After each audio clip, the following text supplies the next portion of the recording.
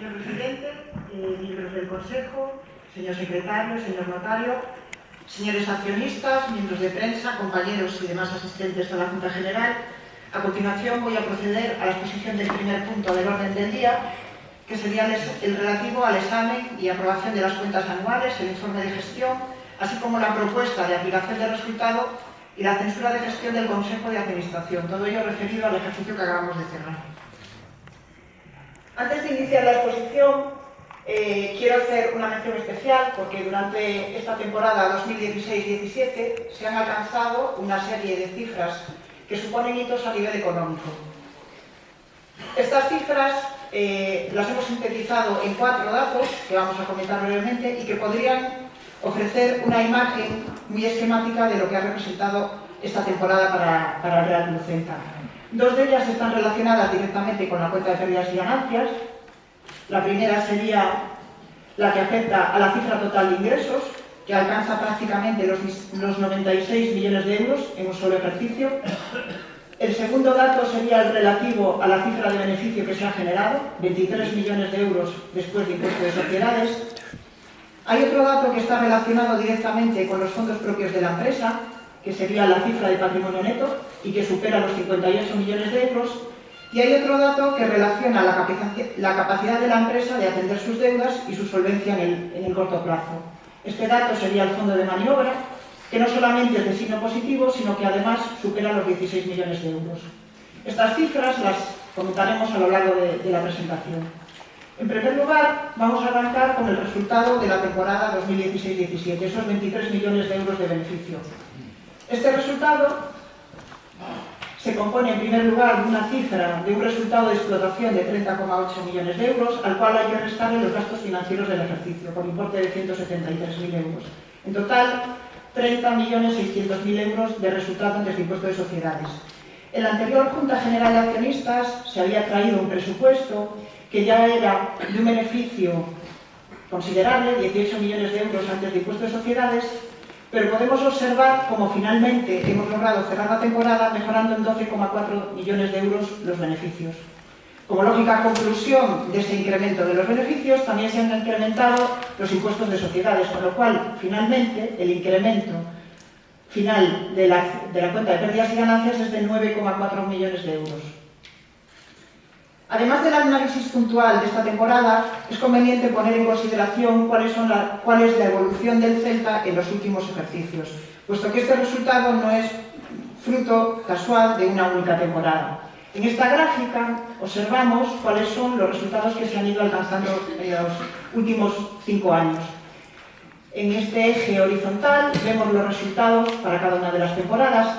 Estas barras de color gris muestran los presupuestos que se han aprobado en las Juntas Generales de Accionistas y en color azul los datos reales de cierre de cada uno de los ejercicios. Hay un denominador común en todos los años y es que siempre se presentan para aprobación presupuestos de signo positivo, que superan o alcanzan, dependiendo de la temporada, pues cada uno un resultado diferente. Otro de los denominadores comunes es que siempre los resultados que realmente se alcanzan mejoran las expectativas iniciales. Si hiciéramos una línea donde fuéramos acumulando cada uno de los resultados que se aprueban en las Juntas Generales de Accionistas, veríamos que en los últimos 29 años la cifra total es de 29 millones de euros. Finalmente, los resultados que se han logrado en estos últimos 5 años superan los 63 millones de euros, con lo cual se ha mejorado en más del doble la cifra total de beneficios que se producen. De unos resultados previstos de 29 millones hemos pasado a 63 millones de euros. Pero estos 63 millones de euros que se han generado en estos últimos 5 ejercicios no permanecen ociosos, sino que se están aplicando a diversos objetivos. El primero de ellos está relacionado con la capacidad que tiene la empresa de acometer proyectos futuros. En este sentido, durante estos últimos 5 años se vienen realizando inversiones importantes dentro del ciclo productivo del Celta. En este gráfico se muestra para cada uno de estos 5 últimos años cuáles son las cifras totales de inversión. En color azul están las compras de jugadores, que destacan sobremanera sobre el resto de inmovilizado, y en color verde estarían las inversiones que se han ido realizando en inmovilizado material.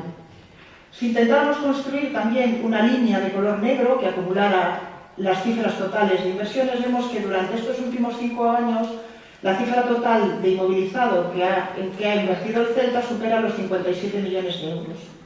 En particular, durante la temporada 2016-17, la cifra total de inversiones supera los 15 millones de euros, el detalle estaría ahí. Fundamentalmente se trata de compra de jugadores, Pionesisto por 5,9 millones de euros, Maxi 4 millones y medio, Andrew Pulsaker 1,100, Facundo Rocalia por 1 millón, variables de vengados de Iago Aspas por importe de 250.000 euros. Se ha destinado también a la reforma de la sede social 1,9 millones de euros y otras inversiones valoradas en 500.000 euros. Esta cifra total de inversiones de los últimos 5 años es importante, roza los 58 millones de euros, pero ya en estos 4 primeros meses del ejercicio 2017-18 ya se han hecho nuevas inversiones por importe superior a 24 millones de euros.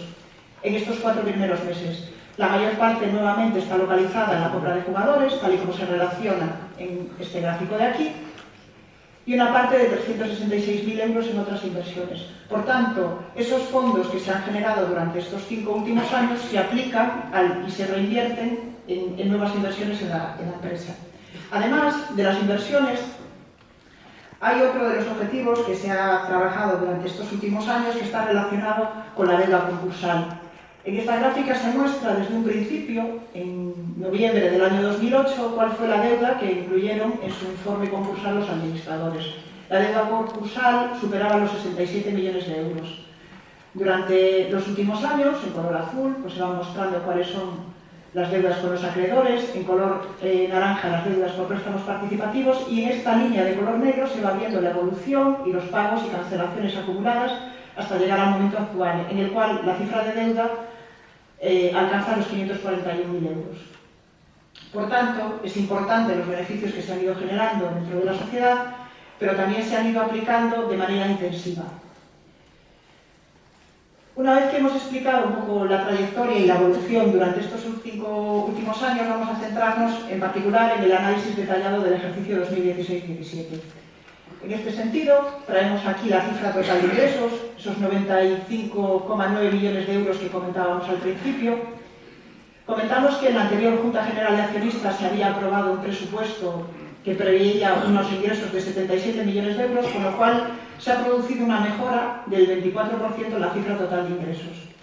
Hay un hecho también muy positivo que conviene destacar en este sentido, porque este incremento tan brutal no está localizado exclusivamente en una única partida, sino que todas las áreas del club han mejorado a nivel de eficiencia. En todos y cada uno de los epígrafes, los ingresos realmente conseguidos superan las previsiones iniciales.